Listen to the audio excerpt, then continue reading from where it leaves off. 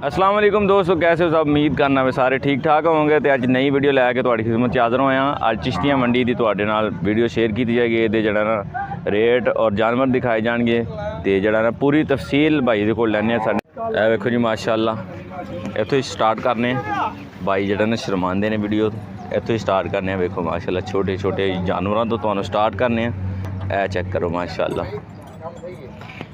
तो माशाअल्लाह जड़ा इन्होंने प्राइस भी तुहानू दसने, लेकिन सब तो पहले तुम जानवर चेक करो माशाअल्लाह। छोटे छोटे ये जड़ा ना सेल आउट ने। देखो माशाअल्लाह बच्चियां बच्चे जड़ा मिक्स है ने। ए चेक करो।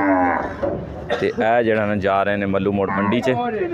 इत्थों अज रवाना हो जाएंगे, मल्लू मोड़ मंडी जाएंगे। वेखो माशाअल्लाह तो लोडिंग कर रहे हैं भाई होरी। तो इसलिए जड़ा ना मसरूफ ने अपना लोडिंग कर रहे हैं। तो इन्हों जोड़े मुकम्मल जी तफसील है ना वो ही है कि 60,000 तो शुरू होंगी गाय इन्हों की जी ना। वेखो माशाअल्लाह 60,000 तो जी ना गायें शुरू होती। तो 3,10,000 रुपये जो ना एंड डिमांड इन्हों की है। वेखो माशाअल्लाह है चेक करो। ए वेखो माशाअल्लाह दूसरी गड्डी आ गई। है चेक करो दूसरी गड्डी दी। अच्छा अच्छा माशाअल्लाह। तो ए चेक करो सारियां जड़ी ना अज मल्लू मोड़ मंडी जाएगियाँ। तो सेल जी ना इन्हों की 60,000 रुपये तो शुरू होंगी तो 3,10,000 रुपये जो ना इन्हों के एंड। अगर तुम चैनल पर नवे हो चैनल सबसक्राइब कर लो ताकि साड़ी आने वाली हर नवी वीडियो तुहाडे तक बआसानी पहुँच सके। वेखो माशाअल्लाह